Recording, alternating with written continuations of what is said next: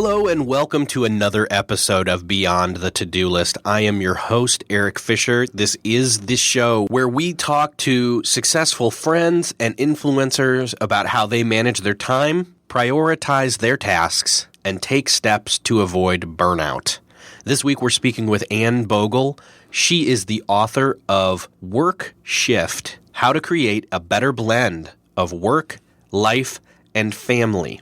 And yes, nowhere in there did you hear the popular productivity buzzword lately, work-life balance. That's because she blends work and life. And we're going to get into what exactly does that mean. But first, I wanted to take a moment to let you know that this podcast is brought to you in part by GoToMeeting by Citrix. There really is no substitute for meeting people in person. The key point to that being that the nonverbal communication that goes along with verbal makes a lot of difference. Sometimes the body language or the raise of an eyebrow, people nodding, smiling, that just translates extra data, crucial data, into the communication. And ultimately, meetings that don't have that can be lacking. But you can use GoToMeeting with HD Faces, and you can meet face-to-face with your colleagues or your clients, no matter where you are. I know last time I talked about how Cliff Ravenscraft and we were in the same room, but he started up a meeting right there on his iPad mini, and I was able to join it right there on my iPad 3, and he was able to share a document, and we were able to see each other's faces, not just by looking across the room, but by looking at our screens. And just the ability to do that is so important, especially because we could collaborate on the same document, and he was able to start that from an iPad. And honestly, I was a little bit amazed at how easy it was to launch or join a meeting from anywhere, not just a computer, but a phone or a tablet, and again, even the new iPad mini. So, try GoToMeeting free for 30 days. Don't wait. For this special offer, visit gotomeeting.com and click the Try It Free button and use the promo code PODCAST. Remember, use the promo code PODCAST. Well, I just want to introduce to you Ann Bogel. Is that how you say it? It is. You did great. I didn't even bother to ask you that. I am so sorry. So Ann Bogel, she is the author of Work Shift: How to Create a Better Blend of Work, Life, and Family. And it's a very interesting title to me, and we'll get into that. But welcome to the show. Well, thank you so much. I'm happy to be here. Great. So you and I did not meet in person, unfortunately, at the Quitter Conference, but we will talk about that conference specifically later. I kind of want to talk about the book as well as the backstory of how you came to write the book, and then just give a little bit of. We're going to talk a little bit about what's in the book, but not so much that people don't need to buy it. I want people to go buy it. It's a good book. You want to tease it, not give everything away. So we could talk all day about that kind of stuff. Right. We'll be fine. Yeah.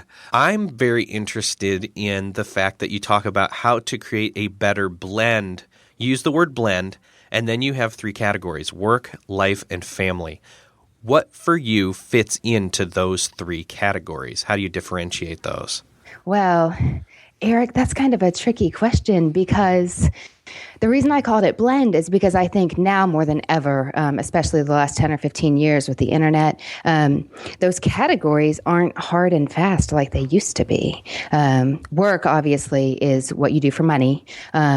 Life, I think, includes a lot of extra familial stuff like friends and hobbies and things like that. Time spent on the couch reading. And family is the people you love and share your life with, whether or not they live with you, if you're single or not married or whatever your family situation is.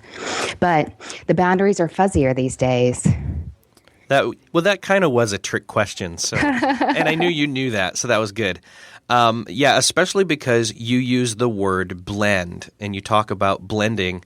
One of the quotes here from the book is that we threw out work-life balance and you aimed to blend them instead of balance them, and you were surprised how well it worked for your family, and you're never going back.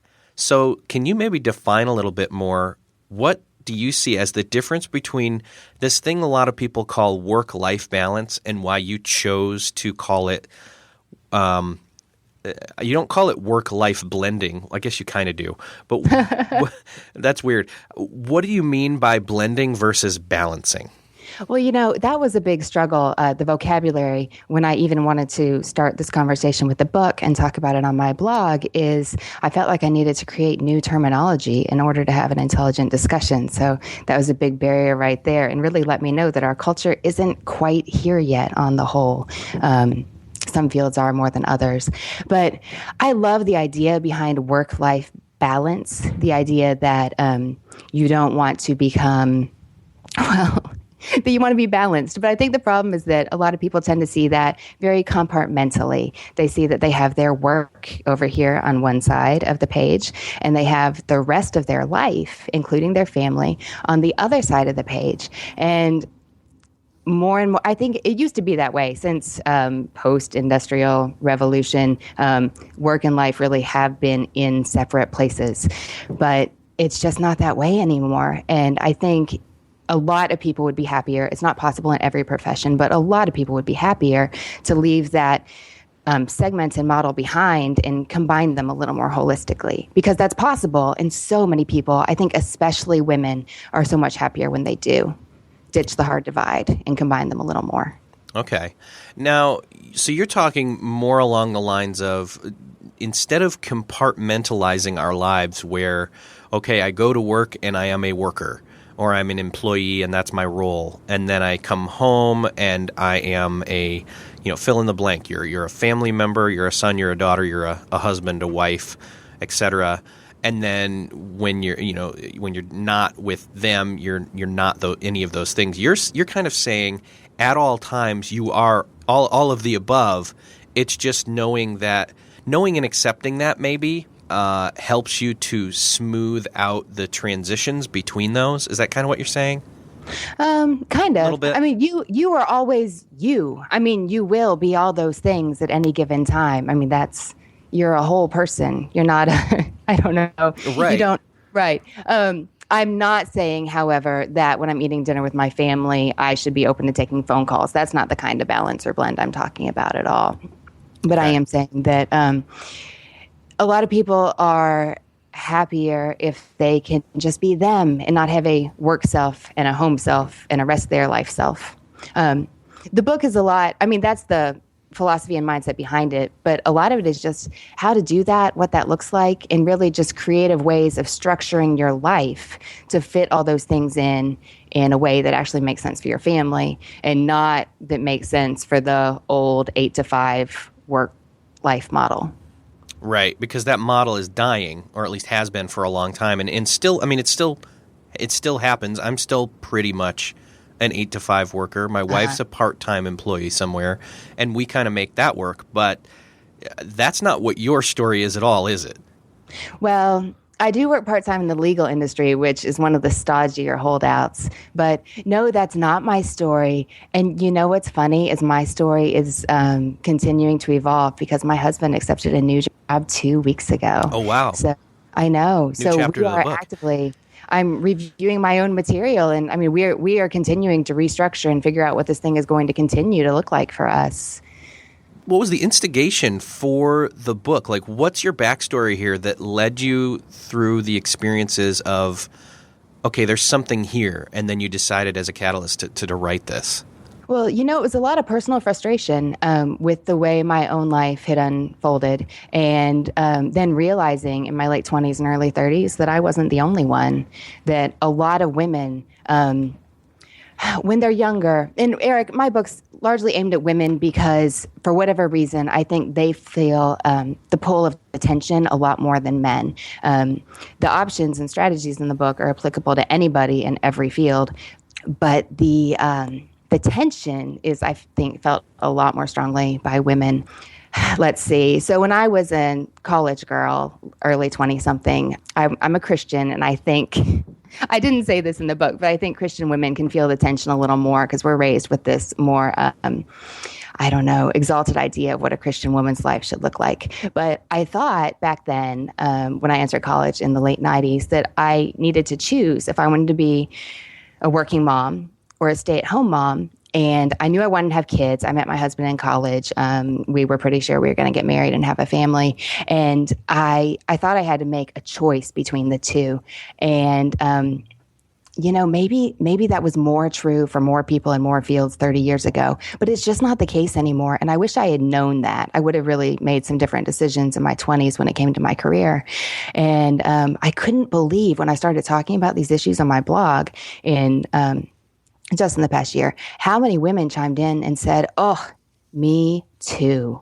Or when I talked about my non-traditional work structure on my blog, how many women would email me and say, "You got to tell me more. Can you problem solve my own life? Can you help me think this through?" I could really see that this was an issue that women were struggling with. And what were some of those issues that you're talking of that really connected with your readers? Well, the issues are just feeling the pull between really having a passion that you want to pursue, or having a budget at home that you need to balance, but feeling that you'd be failing your kids if you weren't always available. A lot of women who either want to have kids and really don't know what it's like to be a mom, though they think, they can imagine, they can look around them and see how people are doing the motherhood thing, or who have young children and are just making it up as they go and not real happy with what they perceive as their options. And I wrote the book because I was really surprised with all the feedback I got from just a couple posts, at how many women just didn't realize how broad their options really were. So as you're working through, obviously you're working through those issues yourself, and you have readers who are kind of connecting that with you. What are some of the things that happened as a result of that? Did you decide to tailor maybe some of your blog posts towards answers to those questions, or maybe be more inviting towards, hey, here's what I'm doing, how are you doing it? Or, what was the road to the book? I talked with a friend one day, just a friend that I strategize with on a weekly basis, and she was saying, I am really struggling with my work-life negotiation. She didn't say balance because she hates balance. So she said, I am really struggling. Can you help me talk through what my life looks like and what some possibilities are for me? I want to make more time for this work that is my passion. But I don't know how to do it. And my husband gets upset when I infringe on what he considers family time, and, help me think about ways I could do things differently. So I talked with her that morning, and I told my husband that night, I think I'm going to write a blog post about our experience with share care, which is our household term for we share the child care. He worked at a church until 2.5 weeks ago and worked a lot of weekends, which meant he was free during the week on a couple days, which is when I would head into the office for my legal job. And then I do my writing on a different timetable, that not while he's at work, or not while he's home with the kids, But so I said, I think I want to share this with my readers. And he said, forget that. Like, you've got a lot more. You get emails about this all the time. You should write a book. And I went, oh, that actually...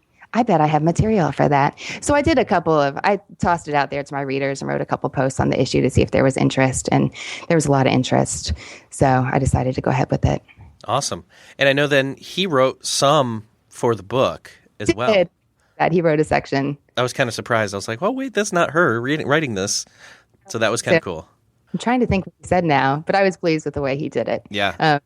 I do remember he pointed out that, the big debate, and the Atlantic really blew this up this year, is can women have it all? And that question, I don't know that I want to, I don't know that I ever want to, let me restate that, ever really go into on this show, or especially this episode, the whole gender roles thing. But you talk a little bit about that, and even some of the backstory in the book about just the employment, just the climate of it from way back when through to modern era. And, that is one of the things you touch on is just I believe the way you put it is that there was an era where, men quote unquote had it all and women didn't. And then they kind of questioned, well, why can't we have it all? And then, I don't know. Do you want to clarify that a little bit? My husband said, and we don't talk, I would never say, I think we're all weary of the having it all debate, and that's not terminology that I care to use. But my husband said that, for a long time, women have tried to figure out how they can have work and family and, a life that's full, and that today's men, like they want to be home for their families. They don't, most of my peers and, the people that listen to the show and that I write for, they don't want to work 90 hours weeks. They want to be there regardless of gender, to enjoy the time with their families. Yeah. So I think a lot of people will be able to get behind what I'm going to say, which is I think the main goal, or at least subconsciously on some level, people aren't necessarily concerned with gender roles so much as if they're a husband or a wife, that their thought is that they want as a whole their family, their spouse and their kids to all feel like their family is working, that it's fulfilled, everybody has their role, that, all the pieces fit and everybody loves each other and they all get along and they're moving in the right direction. I mean, does that sound like – for me, at least that's my goal for my family. Oh, definitely. And and it changes so often depending on job and work and stages. And even, like we have young kids, and our life changes every couple of months based on things like nap schedules and bedtimes, because they are constantly changing. And our goal is to constantly make it work in a way that works for all of us. Yeah. Which is, I don't know, simple and yet harder than it sounds sometimes. Yeah. So, and obviously kids entering the picture changes things. Career options change things. You share a lot of different stories from other people in the book. That was actually surprising to me. I was like, oh, there's a lot of different perspectives in this book that all lend towards this way. It basically ways different people did their version of blending. Yeah. Which I thought was really awesome. Well, good. I'm so glad. There was a reason I did it like that, and it was because I really felt, as a college student and a young 20-something, I felt the lack of role models for women who were really blending work and family. And I don't fault the women who weren't doing it well. Like, so much of what is now possible with flexible work schedules and all that has just come about in the last 20 years because of technology. So we can't emulate women who weren't in our shoes. I mean, it was a different world for them. But I feel like my generation and yours has really felt that lack of role models. So in the book, I wanted to make up for that and provide some education and some women to not emulate, but just to get ideas from, how are other women tackling this subject? And I wanted to give a really broad view, because even if you didn't see your exact situation, you would have enough information to get your mental wheel spinning about how maybe you could approach your own situation. Yeah, definitely. You and your husband have both had, obviously he's having a career change sort of again, is that right? Well, yeah. How drastic is that? He was working at a church. Now he's moving into what? It's tech language, and I don't speak it. I'm going to learn. But he's now working for a local software developer. Okay. Doing oddly rather similar things, but this opportunity fell in his lap. Kind of the morning of Quitter Conference, actually. How's that for ironic? Nice. Yeah. And so he decided to make the move after 6 years at the church. Wow. Yeah, and so then before that while he's kind of moving on that path, were you always doing stuff in the legal realm, or did you have more than one career path, so to speak? Because I know some people, they find one thing and then they move to another and another.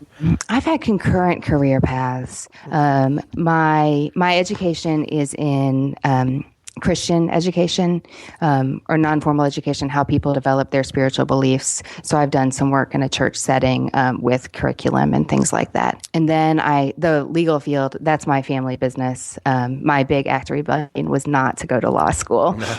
Yeah, but I'm still in the field.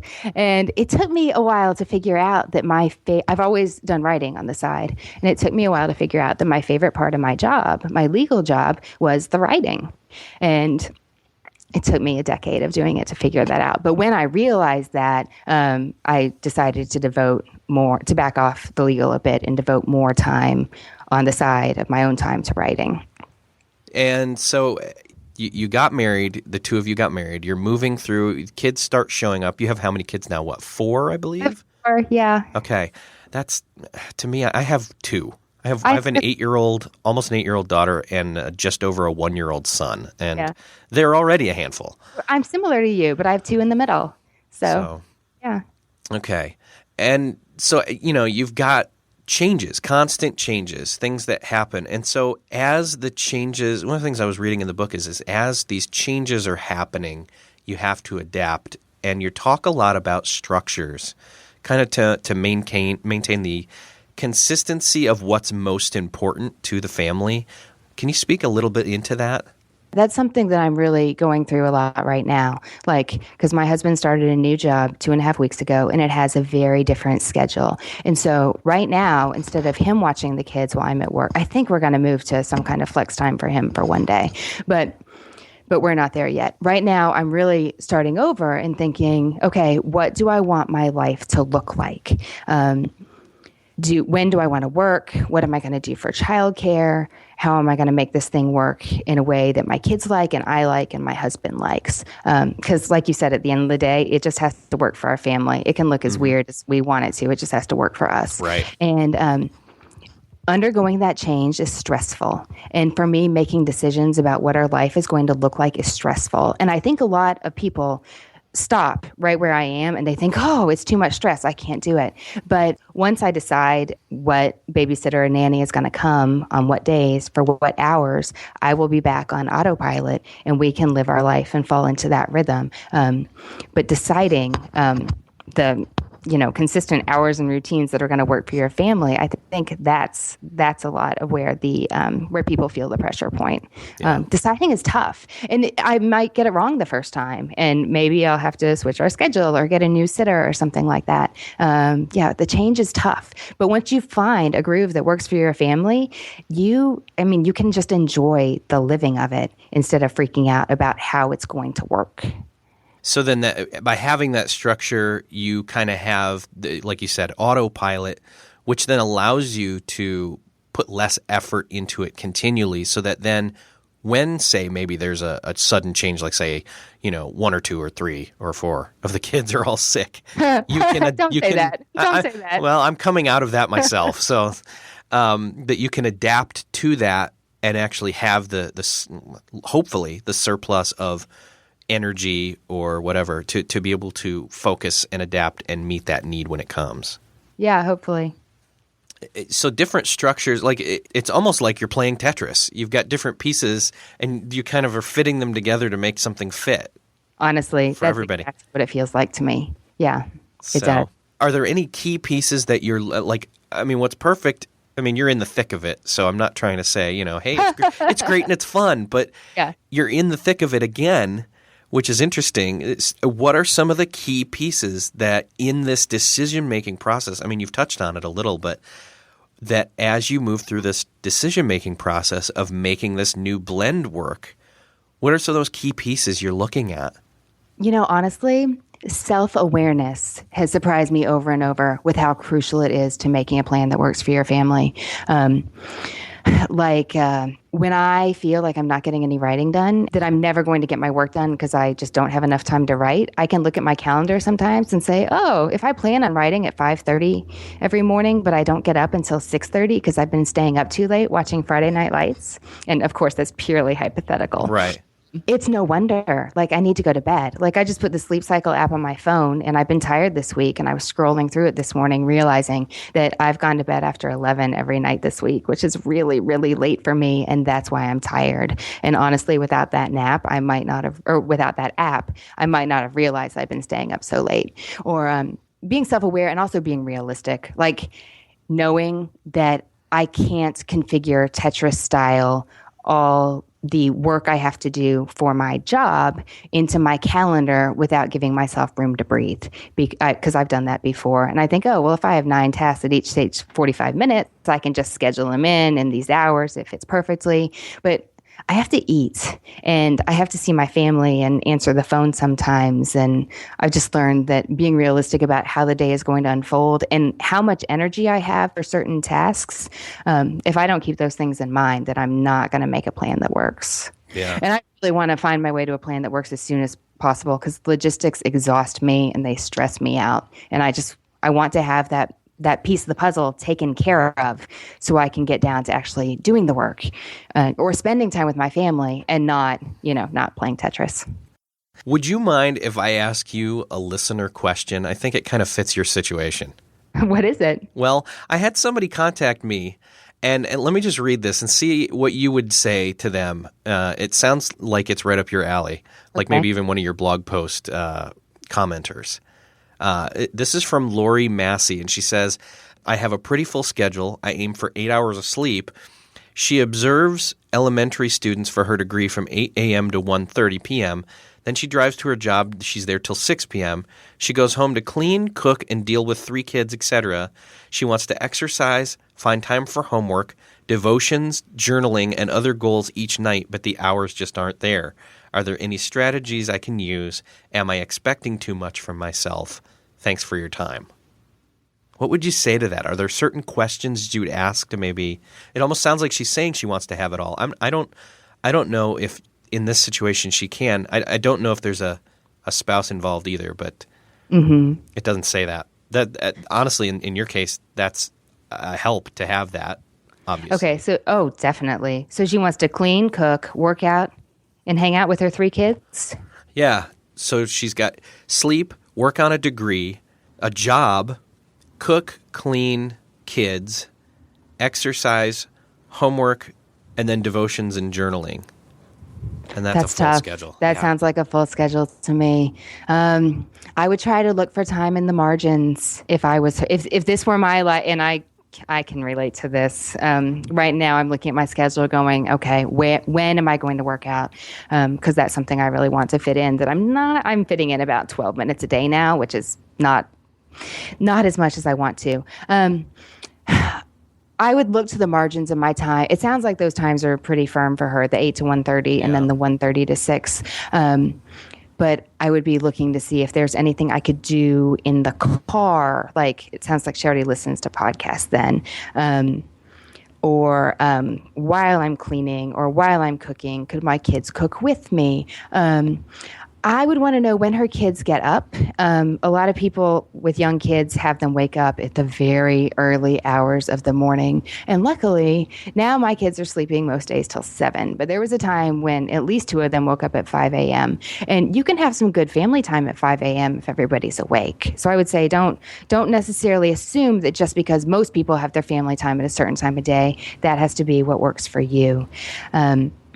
There's a really good book I like by Laura Vanderkam called 168 Hours, where she pretty ruthlessly breaks the idea that you have to do things a certain way or at a certain time, or that you can't make time for important things in your life. It's called 168 Hours because a week has 168 hours, and you can really fit in a lot in that big chunk of time. I would recommend that for reading. And just to know, I hated it when people said this to me, and it still kind of drives me crazy, but I'm going to say it, that life goes in seasons. If she's working on a degree, it sounds like that's a really important and time-consuming piece of her life this season, and it won't last forever. But sometimes when you say yes to something, you have to say no to something else, and she may have to say no to some stuff during the season if she's unable to get creative about ways to fit it in. She didn't say anything about the weekends in that breakdown of the days, I don't believe. And she could potentially fit in a whole lot of activities on the weekends that instead of doing them every day, the cleaning, the cooking, maybe, she could possibly outsource some stuff. I used to think, I am not the kind of person who would hire out the cooking or get a cleaning lady or anything like that, because I didn't think I was that kind of person. And I've come to see that it's not about being that kind of person. It's about making your life work. And those are 2 things actually that we're taking under consideration right now with the job change, is I'm looking for more time to work, and, getting someone to come in and clean could be a very cost-effective and sanity-saving way to do it. So just be creative about what she can outsource. Yeah. That's all I got. I think those are good starting points. Yeah, definitely. I knew this was the right question to ask you. And honestly, this was the first time I actually got a listener question, like asking for advice, and I thought I need to pick the right person. And so then when I knew that this interview was coming up, I thought I'm going to hold that for this one. And actually, while I'm talking about that, I just want to say if anybody else has questions or even suggestions for people to interview, go to beyondthetodolist.com/contact, and you can shoot me an email right there. So, yeah, great answers. One of the things where she's talking about, doing devotions and journaling and things like that, I would say if there's a way to, and this is something I struggle with, and obviously one of the things I talk about on here where I ask this kind of normal or regular question, which I probably should ask you, is in an ideal world, how would you start your day, or how do you start your day? And I'm going to ask you that. So think about that while I say this. I'm laughing because that's up for, because it's up for grabs. I'm reimagining that right now. Yeah. That's something I struggle, like even this past couple of days for my family, we've almost all of us, of the four of us, been sick. And so that got thrown right out the window. Yeah. And part of the transition away from this, very, very short couple days season of being sick is forgiveness of, okay, well, I'm just not going to be as productive the days that I'm sick or the couple days afterwards. It's about getting back up to speed and then moving on and not feeling guilty about it, But what I was getting at was the devotions and journaling part that she's talking about, or whatever, because not everybody out there has a faith or, whatever you want to call it. I do, though. And what I find is that when you take time to practice those, spiritual disciplines or whatever you have in place of that those are the things that kind of anchor you and get you through those quote-unquote seasons. And so, yeah, she's working on her degree. I would say have many roadside celebrations along the way on that journey to completing that degree, because once that's done, I like that. You're going to be in a different place. So celebrate along the way of that and say, yay, another week. What's this week's, mini one more week down party? I don't know. Anyway. Sounds like Dave Ramsey paying down your mortgage. Yeah, exactly. Yep. There you go. So, and speaking of Dave Ramsey, we both went to a conference at his conference center for John Acuff. And fortunately enough, John is going to come on the show. He's confirmed that, but however, he's so busy right now with speaking for Dave Ramsey as well as finishing his latest book and then moving into the marketing of that. I'll luckily get to be part of one of the interviews for marketing the new book, but that'll be in the spring. So, but we went to the Quitter Conference, and that conference has to do with quitting your day job. Is it moving from your day job to your dream job? That was a really great experience. What was your takeaways from that? What was the main thing that hit you? Oh, it was a great experience. I didn't really go in with a checklist of things I wanted to learn or accomplish. I went because I thought that John would deliver amazing content. Nashville's not too far from us. It was something my husband and I could do together. I just thought I couldn't lose in that situation. So I went in really not knowing a ton about what to expect or what I get out of it. I really like the way John talked about roadblocks I hadn't even considered yet. I feel like I've really benefited from the wisdom of his failings to help keep me from falling as I move forward in my profession and not get tripped up on some common stuff. Really, I like the way that he presented so many different ideas about work and career and passion and fulfillment and family and making it all work through a lens that was unfamiliar to me. And he just talked about those ideas from so many different angles. I just felt like I was going, all weekend. I was really looking for some good ideas, some good stuff to think about at the conference. And I felt like I walked away with that. I'm still thinking about it. Yeah, it was really, for a Friday night and a Saturday day, it was really packed with content. Yeah, you hit the nail on the head there. John just does such a great job of humility, looking back unashamedly and saying, hey, here's where I screwed up. That's why the book's called Quitter. Duh. He had 7 jobs in 8 years or something like that. Yeah. Those numbers are very close to what it really is if that's wrong. But you might be right. Yeah. And he talks unashamedly. It's look, I was a jerk at this job. That's why they fired me. On this one, I quit, but I was a jerk about it there too. And just keeps going on.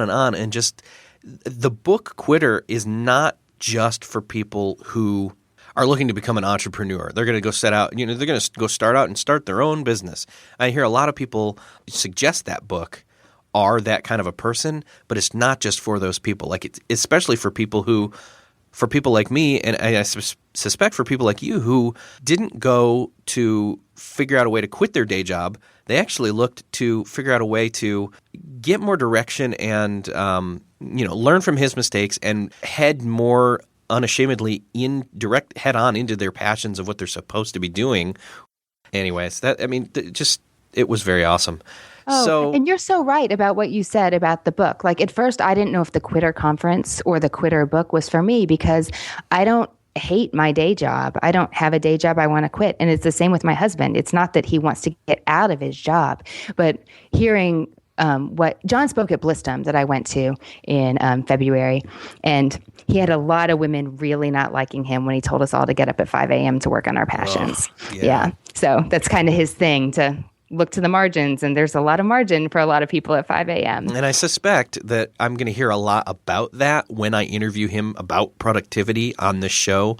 But I'm definitely going to try and figure out a way to say, look, you got to give me a way to give people other ways to do this. Because well, getting he up does at that. 5 every day. He does that. Right. And so, but I still see his tweets where it's like, all right, Monday, I punched you in the face, and it's a 5 a.m. picture from Instagram. Or 420. Like, yeah. Yeah. We try not to do the fours at my house.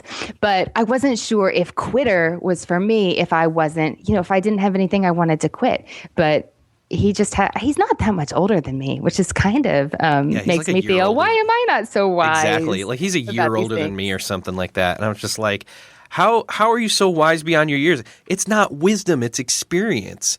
I mean, it's experience turned into wisdom. Well, and he talks so well about making it work. Right. Just how to structure your life so that you have time for the things that are priorities for you. Mm-hmm. So I really appreciated his angle on those things. Yeah. And I'm going to go ahead and not give him all the credit. I'm going to go ahead and say that part of the one thing he really should get credit for is he's learned along the way to listen to his wife.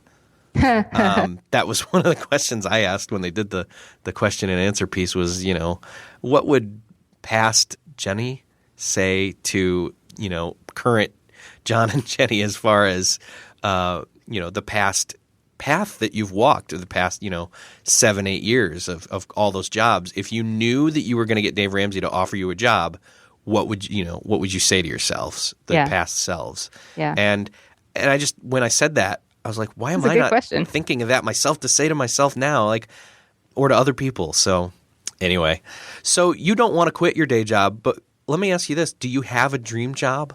Wow. I could give the cheesy answer that I feel like I am living much of what I had hoped to right now. In that I do get to spend a lot of time with my kids. And I homeschool them too. My husband and I used to do it jointly, and now we're figuring out what that's going to look like going forward. But I get to spend a lot of time with my kids, and we all like each other most days, which I think is really a dream of mine right there. And I have a day job that I enjoy using that analytical part of my brain at. And I've started writing in the past 2 years, and that's been a lot of, it's been very gratifying and satisfying in a lot of ways. My dream, I think, would be to make that a bigger part of my life, the writing.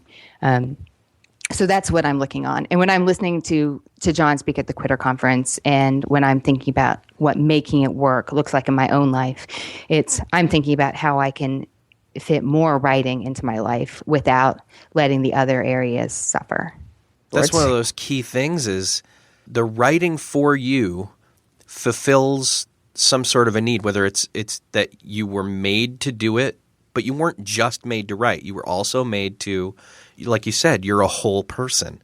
So it's not just this one passion. You have all these passions and all these roles. And so it's kind of a balance. Well, I'm not going to use the word balance. A blend, sorry. I know what you mean. You're fine. But you know what I mean? Like you have all these things, and you know that some of them are, in fact, more important than the others. Like it's more important to not be a failing spouse or husband or wife or father or mother. Like it is more important. Like there's just some times where it's like, okay, I have to say I'm not going to do my thing tonight because my kids need me, or, things like that. But then I truly believe that, like, if you do those things right and you, I don't know, sow enough goodwill to them, they'll forgive once in a while where it's like, hey, I'm finishing up this thing. Yeah. You know, Yeah, because we all have seasons. Well, I have seasons like that. Yeah. And, this reminds me, I really resonated with Gretchen Rubin's new book, Happier at Home. I think we're a lot alike in a lot of ways. She said that she hated the balance metaphor and that instead of trying to balance her life, which to me has always sounded, I don't know, kind of cold and calculating, even though I know the intent behind it is a good one. What she tries to do is just cram her life full of the things she loves. And if you do that, then the unimportant has to fall away. I mean, if it doesn't fit, it doesn't fit. So choose well what's going to fall away when your life is crammed full with good things. Oh, that's good. Are you doing any of your work from home? Only very rarely. Although I did take all my kids to the office with me on Friday, which is a rarity. So Wow. I set them up in a conference room with a new DVD and a bag of sweet potato chips, and they were pretty happy. So that doesn't happen much, but that is what the blend looked like in my life last Friday. And your workplace was okay with that? Well, I knew that people were out of town and I would have a large conference room at my disposal. So Gotcha. I took advantage of it. And I haven't, when my husband took his new job, we said, okay, 2 weeks, let's just give it 2 weeks and to get an initial feel for what your work life is going to be like, because my moving pieces are easier. So, because he works, 40, 50 hours a week and I work less than that out of the home. So it's easier to mess with mine than his. And my schedule is very flexible. Gotcha. So as a result, I did not have childcare for last Friday because I hemmed and hawed about what to do and decided, you know what, I'm just going to take them to the office because people were going to be out of town and it was going to work. Like I can just put off that decision for one more week. So, and now this week I have to deal with it. Yeah. But no, I don't usually work from home there. And the reason I don't is because, and I talk about this journey in my book, when my first son was born, I was persuaded to stay on with the firm doing the work, doing a segment of the work I had been doing from home. And that did not work for me. And things are different now. The technology is different and I'm in a different stage, but it wasn't a good situation. It didn't. And that was mostly because I had a cranky, colicky baby. I don't have a cranky, colicky baby now, so maybe it would be fine. But my workplace is really close to my workplace actually moved a couple of years ago, very close to my home, which is super convenient. And I'd rather just go in, leave everything there. I mean, it's a paper-heavy industry, so I can go in, do my work there, and be on my merry way, which is what I prefer to do. Yeah. So if there's people out there, they're interested in hearing more, first of all, go check out the book. And they can find that at Amazon. And if they go to the show notes, I'll have a link there to where people can go buy that. What would you say to somebody? What are the main things they're going to get out of the book if they're contemplating that? Well, a lot of people reading it have read it and told me, oh, I thought I was crazy for thinking I could do better. I hope that they'll find enlightenment, that they'll find a little bit of education about what the possibilities are for blending work and family now. They'll read about how why the workplace, and it's different in different fields, but why the workplace is much more flexible now than it was, even 5 years ago, but definitely 10, 15 years ago. Things have changed so much. And if you don't work in a workplace that really has moved forward technologically, you may have no idea what the possibilities really are or how other workplaces are structuring their employees' work lives. I really hope you'll find a lot of inspiring role models and examples and ideas of things that you can do in your own life to make things work better for you and your family. So that's really what the book is filled with. It's ideas and inspiration and very practical, how can this work for me in my situation tips. Honestly, as I read it from, I'm a male, so I read it from a male perspective. And honestly, I didn't think that it was so slanted towards just a female perspective. I mean, I was glad to see that your husband was writing in there too. That was awesome. But honestly, if you look at it just from someone's telling a story and then letting others enter into that story and share their stories too, where you had everybody else share their perspectives, and then you kind of talked from your side as well as basically it was like, okay, well, this is how we did it. But it's not to say this is how you should do it. It's just to make you think these are some of the things you need to think about in order to make your own way of blending work. Yeah. So. And one of the nicest emails I got said, I've heard the phrase, if you can see it, you can be it. But I never saw what the possibilities were until I read your book. And I just went, I'm so glad that people are like really experiencing life change at home. That's a really nice compliment. Yeah. Because of it. That's been really, that's why I wrote it, because I knew that there are women out there that were really struggling with this. And the men too. The reason that it's geared so much towards women is because my blog is called Modern Mrs. Darcy. That is clearly aimed at women. Right. I have one man that faithfully comments that just always cracks me up and makes me smile because he feels the man's take on all the issues. But there's one, So that's why it's written so much to women, because those are the people emailing me and asking me questions and seeking advice. That's your audience. Yeah.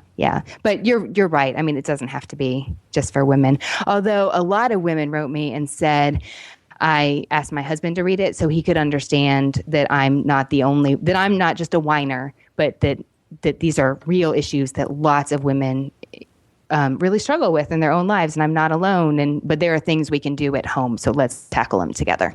And this is just occurring to me as you're saying that is the whole whining thing. I think that, like, for example, there's going to be different.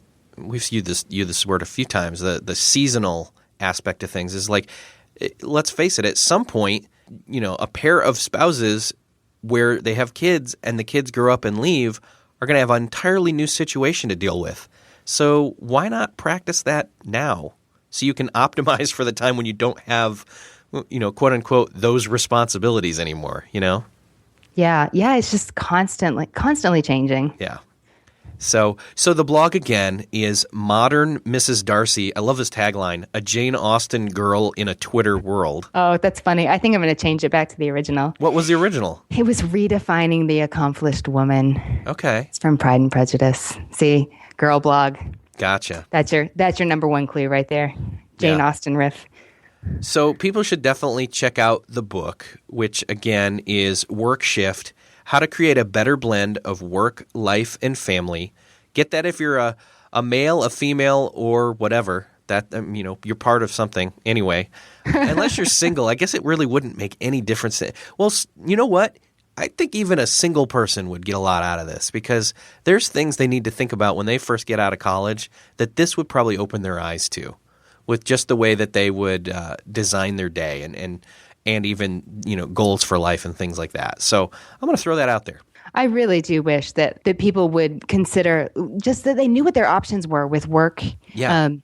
Before they, because you have to make all those decisions. Well, many decisions, your first career decisions in college, before you know what your life is going to look like. And I know so many people who have decided that they couldn't even pursue a certain field because they didn't think that it would fit their life. And I don't know, maybe if you want to be an astronaut, that's wise. But I think too often we limit ourselves when we don't have to, because we think that work is more, limiting than it really is or has to be.